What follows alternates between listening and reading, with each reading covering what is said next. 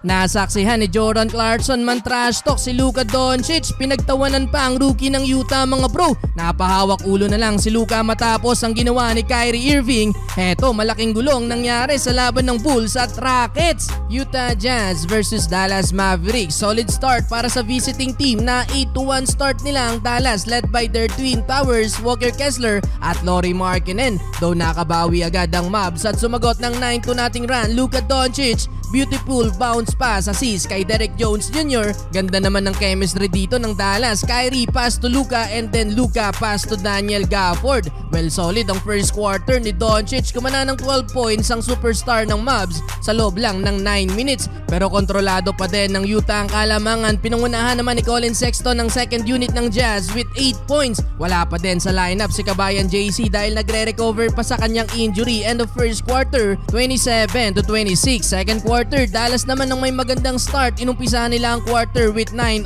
run. Unang basket ni Kyrie, pasok ang elbow jumper. Kaso may bad use nga lang. 7-minute mark, hindi maganda ang pagkakabangga ng tuhod ni Gafford sa player ng Utah. Namilipit sa sakit dyan si Gafford mga bro at kinailangan pang tulungan ng teammate para lang makabalik ng locker room. Buti na lang nandyan si Derek Lively II bilang backup center ng Dallas. May 4 points off the bench ang rookie. Kontrolado pa din ng Dallas ang lead. Kyrie Irving 3-pointer, 5 points sa second quarter. Si Uncle Drew last 2 minutes. Tinapos ni Luka Doncic ang quarter with 8 straight points. 2-3 ang naipasok dyan ni Luka at tila may katrastukan pa sa kabilang court. 21 points na for Doncic. Lamang pa ng 11 points ang Dallas, 53-42. Entering the third quarter, good news dahil nakabalik etong si Daniel Gafford. Hip contusion ang natamo niya sa nangyari. Namaga pa lalo ang lead dyan ng Dallas. Showtime ang home team. Under 7 minutes, Luka diving for the ball. Sabay no-look pass kay Kyrie and then alley-oop play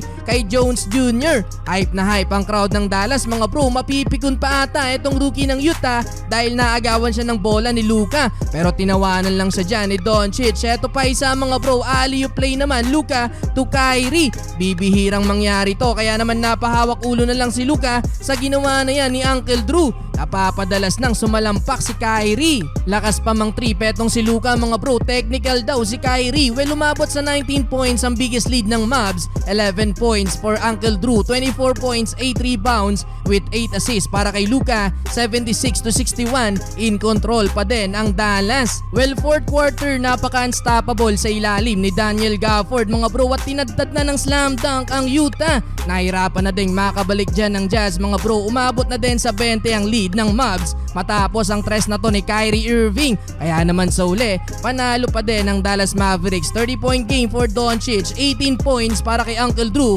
20-point game naman para kay Daniel Gafford. Bulls versus Rockets, mainit ang naging laban ng dalawang teams na to mga bro na nauwi pa sa all-in scuffle halfway mark ng third quarter. Nangyari yan ang sadyaing i-foul ni DeMar DeRozan. Etong si Jalen Green, hindi maganda ang pagkaka-foul doon ni DeRozan mga bro at namilipit sa sakit ang film guard. Kaya naman di nagustuhan yon ni Dillon Brooks at nilapitan etong si DeRozan. Pero siko ang sumalubong kay Brooks mga bro hanggang sa nauwi na nga yan sa yakapan. Parehas na-eject sa game na yan mga bro si Brooks at DeRozan na nagtawanan na lang matapos ang naging hatol. Well, panalo pa din naman sa game na yan ng Houston. Leading scorer si Jalen Green with 26 points.